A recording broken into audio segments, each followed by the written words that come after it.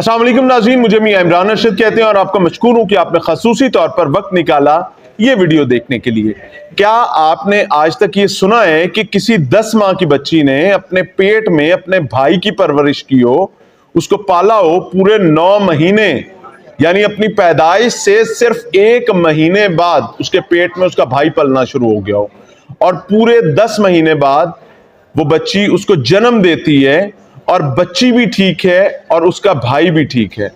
इसे कहते हैं कि अल्लाह ताला को उसकी निशानियों से पहचाना जा सकता है। मैंने और आपने रब को देखा नहीं है, लेकिन हमारा ईमान यही है कि हम उसको उसके निशानियों से पहचानते हैं। तो ये वाकया जो है ये दुनिया के किसी और खिते का नहीं बल्कि पाकिस्तान का है। पाकिस्तान का इलाका है सादिकाबाद। सादिकाबाद में 10 माह की बच्ची ने जन्म दिया है अपने भाई को, और ये अपनी तारीख का, अपनी नौयत का एक अनोखा वाकया है। और इस ऑपरेशन के दौरान डॉक्टर्स भी बाकायदा हवास बाख्ता हो गए थे कि ये हो क्या रहा है, ये क्या चीज चल रही है।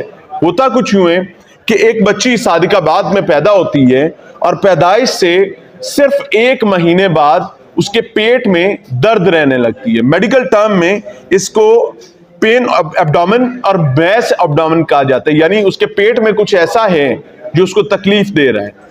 जब उसके अल्ट्रासाउंड्स किए गए, उसकी पूरे तकरीबन 9 माह उस बच्ची का ट्रीटमेंट चलता रहा और इस ट्रीटमेंट के दौरान तमाम डॉक्टर्स ये समझ रहे थे कि शायद इस बच्ची के पेट में रसौली है। बहरहाल जब वो 10 माह की होती है तो उसको सादिकाबाद के एक निजी हॉस्पिटल बख्तावर मेमोरियल हॉस्पिटल में ले जाया जाता है, जहां डॉक्टर मुश्ताक अहमद मलिक इस बच्ची का ट्रीटमेंट शुरू करते हैं। अब doctor Mushtaq Ahmed Malik child specialist भी हैं और पीडियाट्रिक सर्जन भी हैं। डॉक्टर मुश्ताक भी अल्ट्रासाउंड्स की रिपोर्ट देखकर यही समझते हैं कि ये बच्ची जो है, इसको पेन एब्डोमेन और मैस एब्डोमेन का मसला है और इसके पेट में रसौली है और रसौली के साथ पानी की झिल्ली मौजूद है।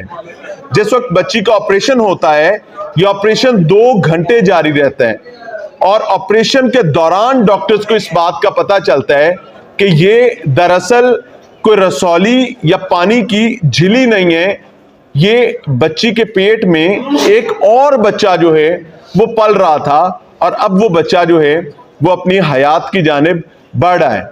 ये एक मुख्तलिफ, मुश्किल और आसाब शिकन ऑपरेशन था। बहरहाल अल्लाह का करम ये हुआ कि ये ऑपरेशन कामयाब रहा, बच्ची भी जिंदा है और उसके पेट से पैदा होने वाला उसका भाई भी जिंदा है। और अब आप लोग कंफ्यूज हो गए होंगे कि एक बच्ची के पेट से पैदा होने वाला उसका भाई कैसे हो सकता है। इस पे भी आपको बताऊंगा, इसकी बाकायदा एक हिस्ट्री है।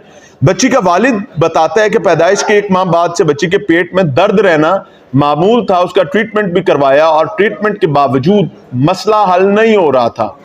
इवेंचुअली अब आकर पता चला कि ये तो कुछ और ही मामला था।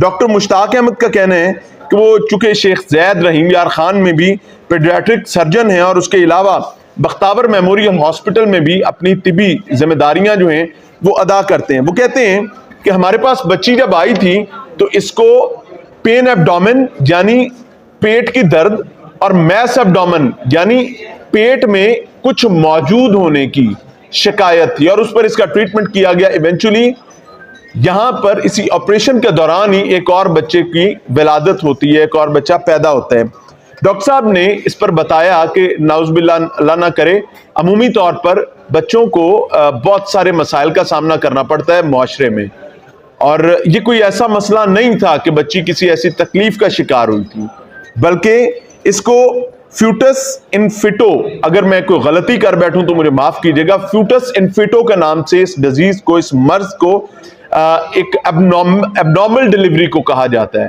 अब इसमें होता यह है कि जैसे जुड़वा बहन भाई पैदा होते हैं, इसी तरीके से बजाय जुड़वा पैदा होने के दूसरा उसका भाई जो है, जो उसी के बाप की औलाद थी, वो उसके पेट में पलना शुरू हो गया। और ये दुनिया में तकरीबन 100 के करीब वाकयात हो चुके हैं। और फ्यूटस इन फिटो का पहला वाकया जो है 1945 में रिकॉर्ड किया गया था। माजी में ऐसा कुछ था नहीं था, वल्लाहु आलम, लेकिन 1945 में इस वाकये को पहली दफा रिकॉर्ड किया गया था। तो मैं आज सिर्फ इतना कहना चाहूंगा कि फाबी अय्यी आला रब्बिकुमा तुकज़्ज़िबान, और तुम अल्लाह की किस किस नेमत को भुलाओगे, ठुकराओगे। प्रॉब्लम इज दैट कि ये अल्लाह ताला की निशानियां हैं और हमें इससे सीखने और समझने की जरूरत है। कमेंट सेक्शन आपके पास है, अपनी राय से आगाह कीजिएगा। इजाजत चाहेंगे। अस्सलाम वालेकुम।